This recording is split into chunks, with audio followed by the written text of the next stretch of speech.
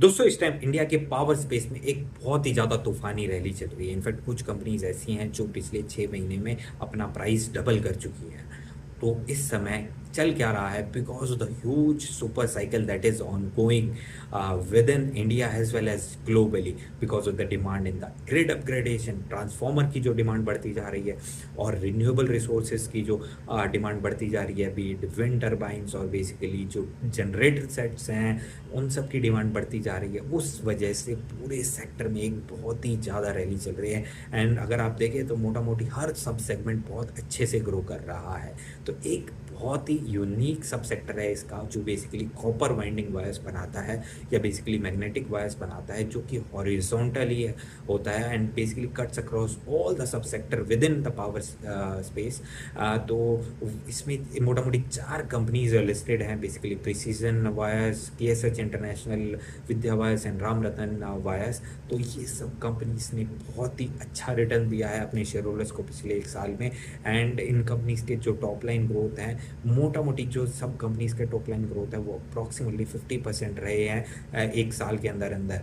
तो profitability growth अगर आप देखें, प्रिसीजन वायर्स ने भी बहुत अच्छा प्रॉफिटेबिलिटी ग्रोथ दिया है। इनफैक्ट इनका स्टॉक प्राइस 150% से रिटर्न दे गया है पिछले 1 साल में। सेकंड कंपनी आती है KSH इंटरनेशनल। इस कंपनी ने भी अपने स्टॉक प्राइस लिस्ट होने के बाद दिसंबर में अपना स्टॉक प्राइस डबल कर लिया है। And in fact this company has given stellar 100% top line growth and 87% profitability growth.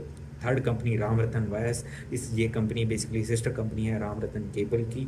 And this company has also given stellar return, approximately 40% का स्टॉक प्राइस रिटर्न है एंड तकरीबन 100% का इनका प्रॉफिटेबिलिटी रिटर्न रहा है पिछले क्वार्टर में।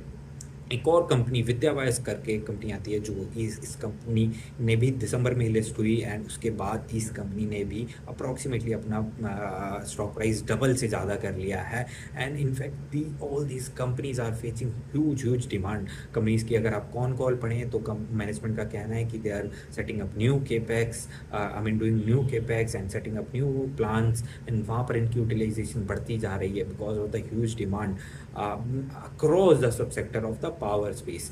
लेकिन अगर आप इन सब के वैल्यूएशंस देखें, जो 5-6% मार्जिन्स वाली कंपनीज होती हैं, उनके वैल्यूएशंस इतने हाई नहीं हो सकते या होते हैं। ट्रेडिशनली 50 के आसपास प्राइस टू अर्निंग ट्रेड कर रहा है मोस्ट ऑफ दीज कंपनीज का, and 27 time EV to EBITDA कर रहा है। तो these are not sustainable margins और basically valuations, but because of the huge demand ये इन सब का वैल्यूएशंस आप देखें री रेट होता जा रहा है।